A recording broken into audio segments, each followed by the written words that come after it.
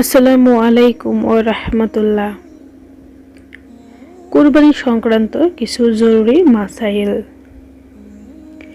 কুরবানি একটি গুরুত্বপূর্ণ ইবাদত। এটি আদায় করা ওয়াজিব। সামর্থ্য থাকা সত্ত্বেও যে ব্যক্তি এই ইবাদত পালন করে না, তার ব্যাপারে হাদিস শরীফে এসেছে, যার কুরবানির সামর্থ্য রয়েছে কিন্তু কুরবানি করে না, সে যেন আমাদের ঈদগাহে না আসে। কার উপর কোরবানি ওয়াজিব? মাসালা, প্রাপ্তবয়স্ক সুস্থ মস্তিষ্ক সম্পন্ন প্রত্যেক মুসলিম নন নারী যে 10 জিলহজ ফজর থেকে 12 জিলহজ সূর্যাস্ত পর্যন্ত সময়ের মধ্যে প্রয়োজনের অতিরিক্ত নিসাব পরিমাণ সম্পদের মালিক হবে, তার উপর কোরবানি করা ওয়াজিব। টাকা পয়সা, সোনা রূপা, অলংকার, বসবাস ও খোরাকের প্রয়োজন আসে না এমন জমি, প্রয়োজন অতিরিক্ত বাড়ি, ব্যবসায়িক পণ্য ও অপ্রয়োজনীয় সকল আসবাবপত্র কোরবানির নিসাবের ক্ষেত্রে হিসাবযোগ্য।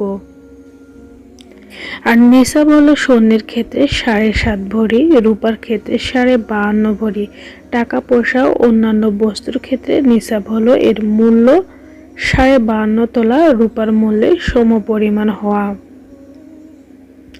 আর সোনা বা রূপা কিংবা টাকা পয়সা এগুলো কোনো একটি যদি পৃথকভাবে নিসাব পরিমাণ না থাকে কিন্তু প্রয়োজন অতিরিক্ত একাধিক বস্তু মিলে 52.5 তোলা মূল্যে সমপরিমাণ হয়ে যায়, তাহলে তার উপর কোরবানি করা ওয়াজিব। কুরবানি করতে না পারলে মাসালা, কেউ যদি কুরবানির দিনগুলোতে ওয়াজিব কুরবানি দিতে না পারে, তাহলে কুরবানি পশু ক্রয় না করে থাকলে তার উপর কুরবানি উপযুক্ত একটি ছাগলের মূল্য সদকা করা ওয়াজিব। আর যদি পশু ক্রয় করেছিল কিন্তু কোনো কারণে কুরবানি দেওয়া হয়নি, তাহলে ওই পশু জীবিত সদকা করে দিবে। কোন কোন পশু দ্বারা কুরবানি করা যাবে? মাসালা, উট, গরু, মহিষ, ছাগল, ভেড়া ও দুম্বা দ্বারা কুরবানি করা জায়েজ। এসব গৃহপালিত পশু ছাড়া অন্যান্য পশু যেমন হরিণ, বন্য গরু ইত্যাদি দ্বারা কুরবানি করা জায়েজ নয়। কুরবানি পশুর বয়স সীমা মাসালা, উট কমপক্ষে 5 বছরের হতে হবে, গরু ও মহিষ কমপক্ষে 2 বছরের হতে হবে, আর ছাগল, ভেড়া ও দুম্বা কমপক্ষে 1 বছরের হতে হবে।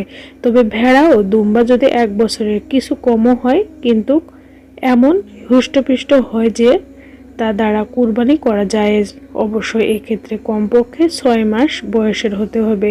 উল্লেখ্য, ছাগলের বয়স 1 বছরের কম হলে কোনো অবস্থায় তা দ্বারা কুরবানি করা জায়েজ হবে না। মাসালা, উট, গরু, মহিষ 7 ভাগে এবং 7-এর কমে যে কোনো সংখ্যা যেমন 2, 3, 4, 5 ও 6 ভাগে কুরবানি করা জায়েজ, অর্থাৎ কুরবানির পশুতে 1/7 বা এর অধিক যে কোনো অংশে অংশীদার হওয়া জায়েজ। এক্ষেত্রে ভগ্নাংশ যেমন 1.5 ভাগ, 2.5 ভাগ, 3.5 ভাগ হলেও কোনো সমস্যা নেই। এর পশুতে আকিকার অংশ মাসালা, কুরবানির গরু, মহিষ ও উঠে আকিকার নিয়তে শরিক হতে পারবে, এতে কুরবানি ও আকিকা দুটোই সহি হবে। মাসালা, শরিকদের কারো পুরো বা অধিকাংশ উপার্জন যদি হারাম হয় তাহলে কারো কুরবানি সহি হবে না। মাসালা, যদি কেউ গরু, মহিষ বা উট একা কুরবানি দেওয়ার নিয়তে কিনে আর সে ধনী হয়, তাহলে ইচ্ছা করলে অন্যকে শরিক করতে পারবে, তবে এক্ষেত্রে একা কুরবানি করা শ্রেয়, শরিক হলে সে টাকা সদকা করে দেওয়া উত্তম। রুগ্ন ও দুর্বল পশুর কুরবানির মাসালা, এমন শুকনো দুর্বল পশু যা জবাইয়ের স্থান পর্যন্ত হেঁটে যেতে পারে না, তা দ্বারা কুরবানি করা জায়েজ নয়। দাঁত নেই এমন পশু কুরবানি মাসালা, গরু ছাগলের অধিকাংশ দাঁত না থাকলেও যে কয়টি দাঁত আছে তা দ্বারা যদি ঘাস চিবিয়ে খেতে পারে তবে সেটি দ্বারা কুরবানি সহি, কিন্তু দাঁত পড়ে যাওয়ার কারণে যদি ঘাস চিবিয়ে খেতে না পারে তবে ওই পশু কুরবানি করা যাবে না। যে পশুর শিং ভেঙে বা ফেটে গেছে মাসালা, যে পশুর শিং একেবারে গোড়া থেকে ভেঙে গেছে যে কারণে মস্তিষ্ক ক্ষতিগ্রস্ত হয়েছে সে পশুর কুরবানি জায়েজ নয়। কিন্তু শিং ভাঙার কারণে মস্তিষ্কে যদি আঘাত না পৌঁছে তাহলে সেই পশু দ্বারা কুরবানি জায়েজ। তাই যে পশুর অর্ধেক শিং বা কিছু শিং ফেটে বা ভেঙে গেছে বা শিং একেবারে উঠেই নিয়ে সে পশু দ্বারা কুরবানি করা জায়েজ। কান বা লেজ কাটা পশুর কুরবানি মাসালা। যে পশুর লেজ বা কোনো কান অর্ধেক বা তার বেশি কাটা সে পশুর কুরবানি জায়েজ নয়। আর যদি অর্ধেকের কম হয় তাহলে তার কুরবানি জায়েজ। তবে জন্মগতভাবে যদি কান ছোট হয় তাহলে অসুবিধা নেই। মৃতের পক্ষে থেকে কুরবানি মাসালা। মৃতের পক্ষ থেকে কুরবানি করা জায়েজ। মৃত ব্যক্তি যদি ওসিয়ত না করে থাকে তবে সেটি নফল কুরবানি হিসেবে গণ্য হবে। কুরবানির স্বাভাবিক গোশতের মতো তার নিজেরাও খেতে পারবে এবং আত্মীয় স্বজনকেও দিতে পারবে।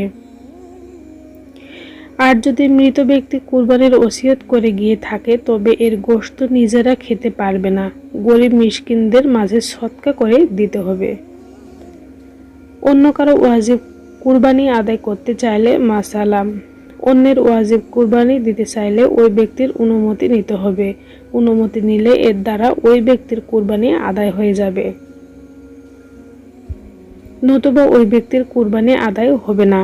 অবশ্যই স্বামী বা পিতা যদি স্ত্রী বা সন্তানের বিনা অনুমতিতে তার পক্ষ থেকে কুরবানি করে তাহলে তাদের কুরবানি আদায় হয়ে যাবে, তবে অনুমতি নিয়ে আদায় করা ভালো। গোশত, চর্বি বিক্রি করা মাসালা। কোরবানির গোশত, চর্বি ইত্যাদি বিক্রি করা জায়েজ নয়। বিক্রি করলে পূর্ণ মূল্য সদকা করে দিতে হবে। বিদেশে অবস্থানরত ব্যক্তির কোরবানি অন্যত্র করা মাসালা। বিদেশে অবস্থানরত ব্যক্তির জন্য নিজ দেশে বা অন্য কোথাও কোরবানি করা জায়েজ। মাসালা, কোরবানি দাতা এক স্থানে আর কোরবানির পশু ভিন্ন স্থানে থাকলে কোরবানির দাতার ঈদের নামাজ পড়া বা না পড়া ধর্তব্য নয়, বরং পশু যে এলাকায় আছে ওই এলাকায় ঈদের জামাত হয়ে গেলে পশু জবাই করা যাবে। কুরবানির পশুর হাড় বিক্রি মাসালা। কোরবানির মৌসুমে অনেক মহাজন কোরবানির হাড় ক্রয় করে থাকে। টোকাইরা বাড়ি বাড়ি থেকে হাড় সংগ্রহ করে তাদের কাছে বিক্রি করে। এদের ক্রয় বিক্রয় জায়েজ, এতে কোনো অসুবিধা নেই। কিন্তু কোনো কোরবানি দাতার জন্য নিজ কোরবানির কোনো কিছু এমনকি হাড়ও বিক্রি করা জায়েজ হবে না, করলে মূল্য সদকা করে দিতে হবে।